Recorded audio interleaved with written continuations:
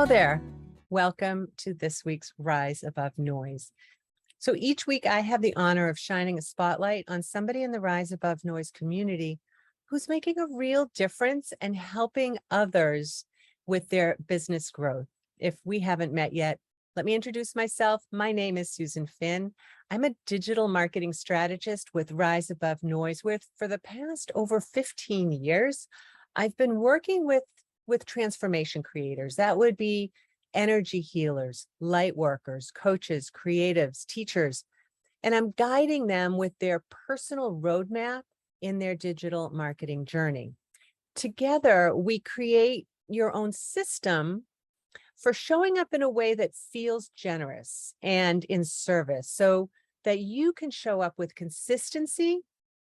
And then the people who already need you or searching for you will have an easier time of finding you. Your business grows with joy and with flow and with ease. And one of the things that I've learned, having worked with my particular niche of clients for these years, many of who are, right, clued into energy and intuition, I know that there's no one size fits all when it comes to creating a digital marketing practice for yourself. And we all know that no one wants to be sold at or pushed into practices that won't suit themselves. So in order to truly understand my clients, I found that a practice of active listening is really a win-win, because my clients get to feel fully heard and valued and understood. And I get better insights in how I can actually support their business goals. I wanted to learn a little bit more about active listening. It's a thing, right? So I invited my good friend Joanne O'Neil, a longtime proponent and teacher of the active listening skill, to offer us all some of her professional insights. I think you're really going to enjoy today's conversation. Let's get right to it. So it is Thursday, and it is the day that I love the best because I get to do the Rise Above Noise Spotlight and share somebody amazing with my community, with the Rise Above Noise community. And today we're going to be talking with Joanne O'Neil. And before I do that, what I'd love to do ahead of time is just review the Rise Above Noise 5 pillars of digital marketing, so that when we're talking in these spotlights, you have a better idea, you, the audience, have a better idea of where in the 5 pillars, where in this model, where in the GPS of digital marketing, what we're going to be focusing on today fits. So I'm going to go ahead and share my screen. She said so confidently until she couldn't find the button. Just one moment. Finding the button. Share screen. All right. And so most of you have seen this before.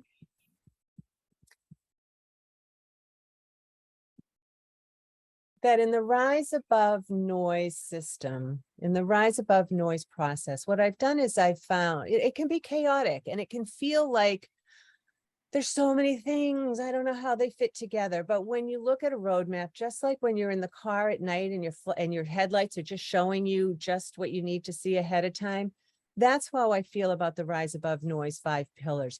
Focus on what you need to get to the next step. And when you think about, all right, the whole roadmap, where you're going, what are the different, right? Like, what are the routes? What are the exits you have to take? How do you put your trip together? That's how I figure the Rise Above Noise system is. So the first pillar is knowing what your core values are. Who are your ideal clients? What are your non-negotiables? Who are you solving problems for? What are the problems you're solving? And how do they feel afterwards?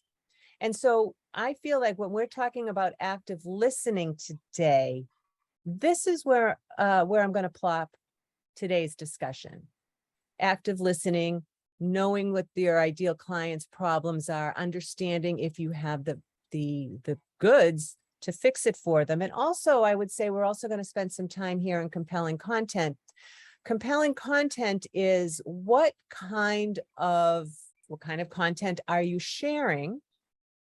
And does it address what we just talked about in number one? What are their problems? What do they want to learn about? And so again, active listening is going to clue you in on how to create the compelling content that your clients are going to need from you, which is going to give you proof of concept by helping people and allowing them to share their experience with others, right? You're grabbing testimonials, you have case studies.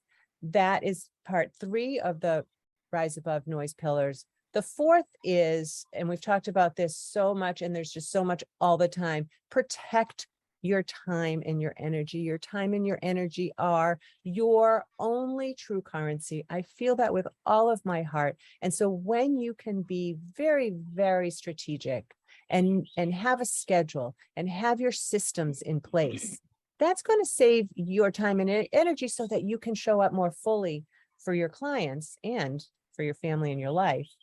And of course, I spend most of my time in helping people keep in touch. There's so many ways to do that, right? There are some people that are great on the phone. There are people who are great at sending snail mail. Other people are great at setting up luncheons and stuff. I'm working in digital marketing. And so I'm going to talk about how do we create those touch points through email marketing and through direct messaging and our messaging on socials. So these 5 pillars that I love to talk about because they just settle me. They just give me calm knowing where we're going and how to get there. All of that is so that anybody listening, right? The people in my community are transformation creators. And so all of this is so that they can show up with strategy and with intention so that they can be of service to the people that they mean to serve. So here we're back here. Let me make sure that we're looking okay here. All right, I want to just double check over on Facebook to make sure that we are showing up properly, because it looks a little bit different on my screen. Stay with me for a minute, guys. If you're with us, let us know that you're with us. I'm just going to mute myself for a second. Streaming service. I have to say, since COVID, I'm going to mute myself for a second. Streaming. Okay, looks like we're good. Looks like we're good. All right, so now I get to introduce you to my good friend, Joanne O'Neil, and I get to read her official bio for you. And all I have to do is find it. Wow, I did not know I had this many windows open, you guys. Stay with me, we're here. Joanne O'Neil. She has been in private practice for 35 years, integrating dynamic psychotherapy, transpersonal vision, insight dialogue, contemplative practices, quantum energetic healing practices, and clinical herbalism in a uniquely holistic approach to emotional wellness. A versatile and creative psychotherapist, Joanne is certified in psychosynthesis, and she earned her MA in healing arts from Goddard College. She's had extensive training in spiritual psychology at the Concord Institute, Gestalt therapy, and psychodrama techniques. She's hospice trained and experienced in grief, bereavement, trauma, and recovery work, and energy medicine techniques. In addition, this goes on and on and on, but I'm going to kind of hang out here. She's also a Reiki 2 practitioner, like all the things. And she's just amazing. We have such conversations. We could talk hours and hours, go off the rails and just try to come back. But I learn from her every week. And I'm so very grateful that you're here, Joanne. So you're so good to be here. So here's the thing. I asked Joanne, what is her superpower? And Joanne told me that her superpower is that she's like a detective. Tell me more about that, Joanne. Well, one of the things, it's so good to be here, Susan, and thank you for that lovely introduction. One of the things I've discovered being a holistic psychotherapist, which I decided in the late 80s, was important because then my clients, I was a new psychotherapist, and I realized people didn't understand that their physical health impacted their mental emotional health. I think we know more about that now, although not everyone. And so as I continue to study and study, which is, I'm a perennial student, it gives me great joy. When I meet someone new, not only do I listen really deeply to their story and what brought them to call me, I also, of course, am doing what every herbalist and psychotherapist does, and I'm looking at the person's face and eyes and the way they're speaking and their presentation. And as they tell me what's on their mind, I do some of this in the first session. And if they decide to work with me, we delve more. I will ask them because I will hear certain things. I'll ask them about their health. I'll ask them if they've had any big losses recently. A lot of people who feel as though they're and are suffering from a kind of depression, that word has become pretty ubiquitous in our society during my lifetime. And of course, there's many, many facets to depression. Some of it is sadness, some of it is in relation to an experience that just happened. But many, many people are actually experiencing a form of grief. And most clients are pretty interested when I suggest that. Because remember, everything I offer is a suggestion, it's another perspective, which to me is the point of really good psychotherapy, that I get to offer a different perspective that we can't get when we're only looking at the perspective of our own self. So I feel like part of my job and my great delight is to listen for what else is this client telling me. And it's a kind of reading between the lines, and it's an energetic process. So that's that. I could go on. So, and I know with the work that you do as a psychotherapist, that has to be a skill you have to have developed. Now, I know too that you've helped people kind of sharpen up their active listening skills, right? And I know that you and I have talked about this too, because let's go back, right? Like, let's just talk. Let me just ask you, what is active listening?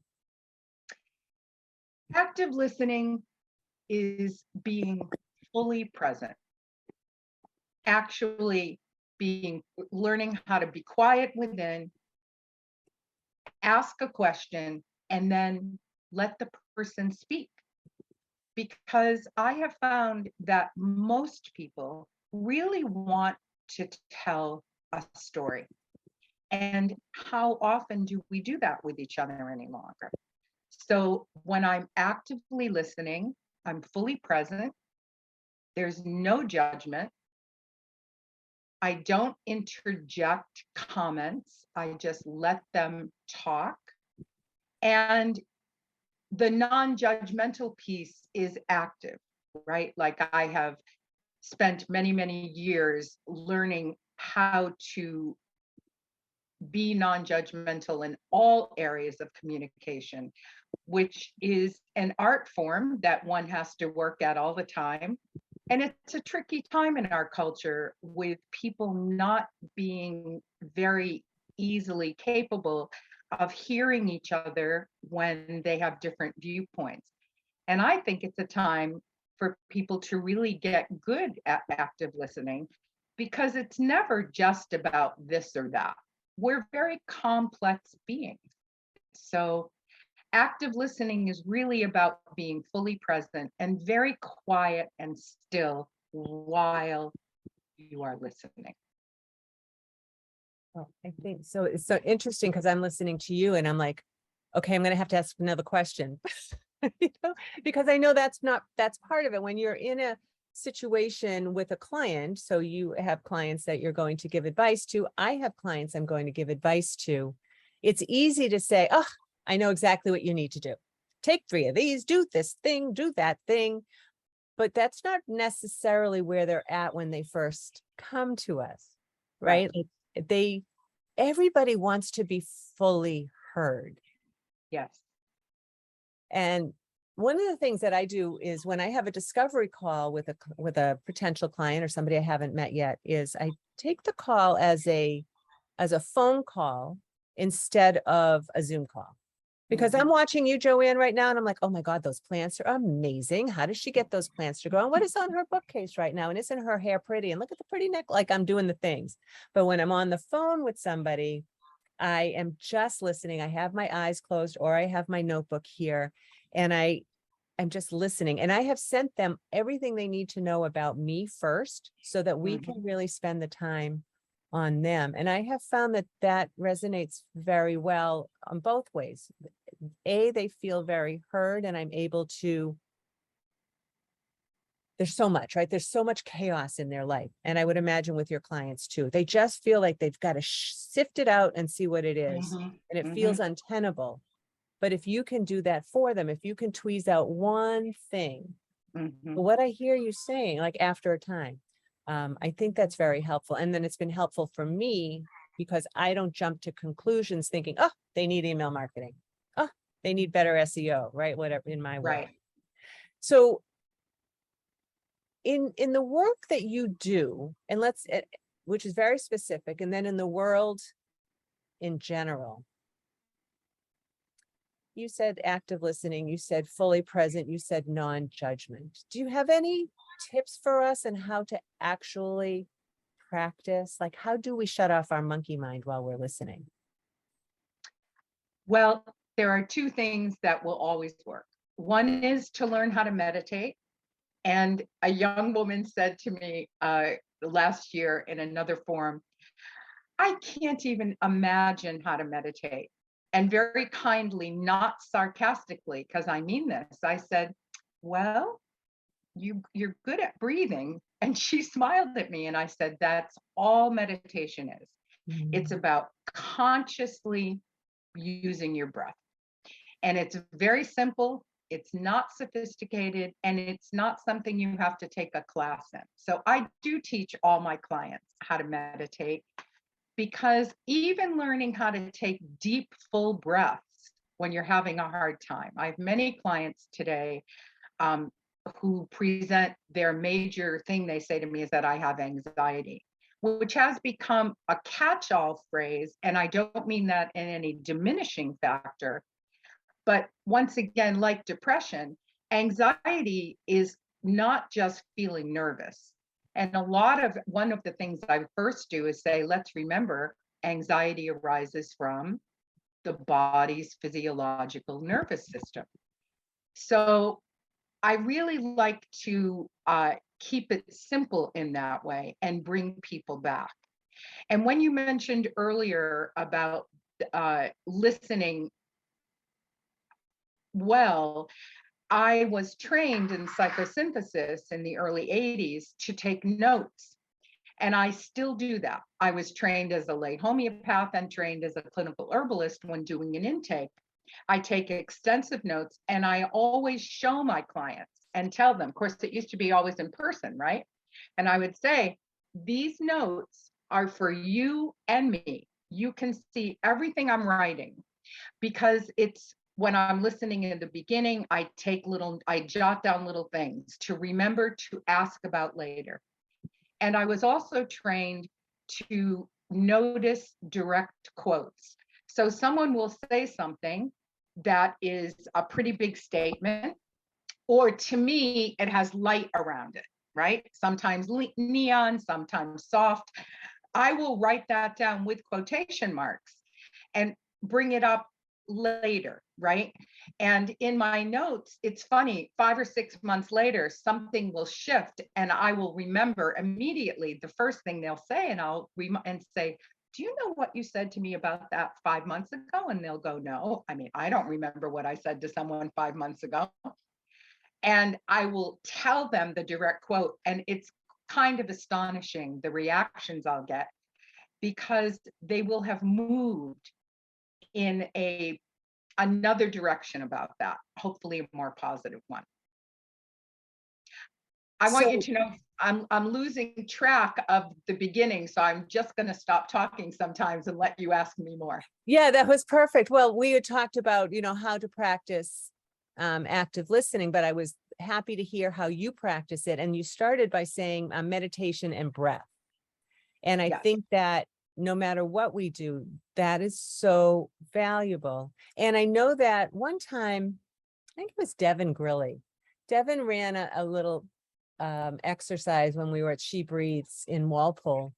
She Breathes Balance and Wellness in Walpole. And she just did this very simple exercise. I forget what it's called. Maybe it's called, I don't know. You probably know what it's called. Where you breathe in for 4, breathe out for 4, breathe in for 4, breathe out for 4. And she said, do that anytime you're feeling anxious, but also I've been using it for, like at family, now we're getting off topic, but at family events, and sometimes Uncle Murray goes on a little too long, but you want to practice active listening. And so I do use that breath work at that time, so that, you're calming. I know I've heard you talk about the vagus nerve, Right. the vagus nerve, and just calming and letting that happen. But in general, breathing while somebody's talking, I think, settles that monkey mind. Do you have any other recommendations for us as far as how we can be good listeners, but also, I would say, maybe a good mirror? Because I think that's part of good listening, right? Is to be able to reflect back. If the person wants that. Mm. So when someone comes to see me, they're wanting that, right? They're asking for that. If I'm catching up with a friend, I just listen. And I mean, with friends, I know whether or not, and you can tell kind of this is practice, practice, practice with anything, right? You get better and better the more you practice. And sometimes when I'm sitting with a dear friend, I know really what they really need is for me to listen and maybe go, or whatever, but no more than that. And I have to tell you, I have found that to be extremely helpful for me personally. I have a few very dear friends, and I have one dear friend who we've known each other for 37 years, totally honest with each other all the time. I can tell her anything. And there are times when I'm in a hard place, and she almost always knows and calls me, because I have a hard time reaching out, I'm finding, as I'm getting older, and she'll just listen. And she might make a little comment, and she always follows up and texts me something. But I can't tell you how different I feel when I've had that opportunity to be heard. And, listening without judgment is a very kind and compassionate thing to do. So I do think we're living in a time where we need to remember that, right? We're in the time of texting and everything's moving very, very fast. And when someone just sits and listens to you, everything slows down. I just want to comment on the breathing. Devin was teaching, it's called the box breath. Yes. And it was created specifically to help people with anxiety, which is marvelous. The one thing I teach everyone, which everyone can do with me right now, is that you just take a long, slow, deep breath in through your nose and out through your nose.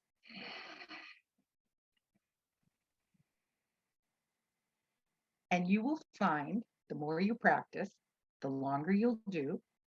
And one of the things I have learned is that doing a few of those is a way that affects the vagus nerve. And we're not going to get into that, but because I'm holistic, I'm always thinking about the physiology, right? And learning how to manage one's nervous anxiety is through breath. And I have many clients who have suffered from panic attacks and anxiety who really find when they get into practicing, and I take that long, slow, deep breath when I'm walking, when I'm sitting.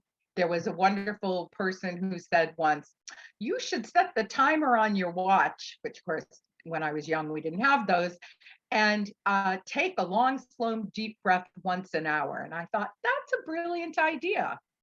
I have to remind myself, but doing deep breathing is the key, and practicing and deciding you want to be a good listener. Well, I love that you said that. I love that you said active listening is a kind and compassionate act, which more of us need now more than ever. I'm going to read this quote that you shared recently. And I think maybe it's in your book. I want to tell you guys, Joanne has an amazing book. It's called The Art of Presence, One Path Toward Peace. And this book was written years ago, but man, do we need this now. Here's the quote that we had shared earlier this week or today. It's called Practicing Presence, and it says, rest in your breathing. Let go of having to say anything. Let go of having to rescue or fix anyone. Welcome the other with loving non-judgment.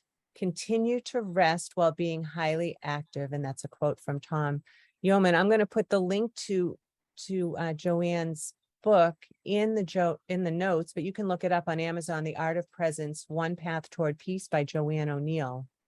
You have your book right in front of you, don't you? You want to show us? I do. Yeah. Check it out, you guys. Like, do we not need this more than ever? And I want you to know this is a picture of an original painting by a very dear friend of mine. And when I asked her if I could use it on the front of my book, she said, absolutely, Joanne. And do you know what it's called?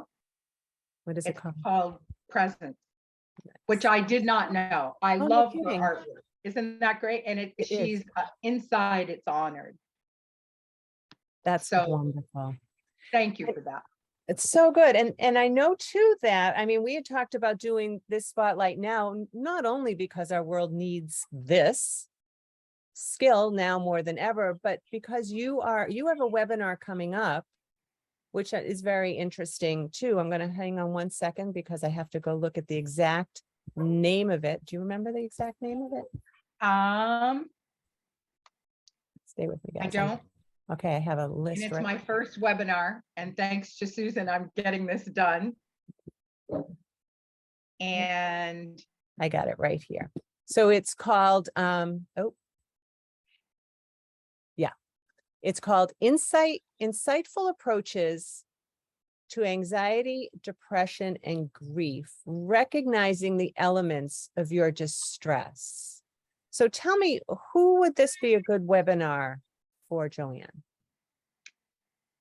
Anyone interested in discovering a little more about what's going on beneath the surface. Yeah. And that is true for every human being, right? And I think we get confused. People are pretty overwhelmed with the state of the world, with the climate catastrophe, with how divided we feel in our country, and then bring it down to family. You know, this is affecting everyone. And I sometimes remind my clients of that sometimes how they're feeling is a reflection of the larger world, not just their own personal experiences. And I think it can be a relief to know that that's true. And the great wisdom teachers alive today talk about this a lot. So I want to add one thing about that. In light of how difficult and sometimes dark it can feel, this is also a time of enormous transformation. And the great wisdom teachers who have lived before us and who are alive now speak to that. And those of us who are very aware, are holding the light all the time And it's important to remember when you get into the dark place to remember you have a light deep within. We come with this light. One of the ways practicing active listening and fully present does is you're actually inviting a person's light to shine a little more. I don't use those words a lot. I'm kind of surprised I just said that. But, this isn't about religion. We all carry a light, and it doesn't matter what you name it. And I feel like my path and my gifts are about inviting that to come out. Hmm. So, Love that. Awesome. And so I understand this is about a 40-minute webinar, and then you're available for discussion following yes, the webinar, which I think that's will be right. amazing. I'm just putting the link into our chat here. Awesome. And so we're going to be wrapping up. I will put all of Joanne's links in the show notes. Make sure you check them out. Her name of her website is The Moonrise Sanctuary, and it's beautiful. And you can get links to her books there and learn more about Joanne and even schedule a talk with her if you're just a little bit curious about how she can take you on a path towards your own peace or to healing. Is there anything else that you'd love to share with us before we stop this particular conversation? I thank you for mentioning my website, and I really encourage people, if they'd like to contact me, there's a contact form there, and it comes right to my email, and that way I never miss it, right? Because it's from the Moonrise Medicinals. And I think what I'd really love to end with is a little poem. I'm a huge poetry lover. And I was preparing for this and came across my very first pamphlet I made that had them, and I would fold them up. And on the front of it, I put this Rumi poem, and I love it so much. So I really encourage everyone. And this is it. The breezes at dawn have secrets to tell you. Don't go back to sleep. You must ask for what you really want. Don't go back to sleep. The door, people are moving back and forth across the threshold where the two worlds touch. The door is round and open. Don't go back to sleep. Love that. Joanne, thank you so much for joining us today on Rise Above Noise. I'm looking forward. I always look forward to our conversations anyway, but I'm really glad to have been able to share you with our community today. You guys get in touch with Joanne, have a conversation with her, hop on her webinar next week, buy her book, love her book, love it so much that you buy 5 copies and give it as gifts, because really, what can we give as the most valuable gift right now but peace? So thank you for bringing Thank that you so to me. much, Susan. I deeply appreciate this. Thanks, everybody. Well, there you have it. I hope you enjoyed this week's Rise Above Noise Spotlight. Did it make you think more about how you're going to hold your conversations these days?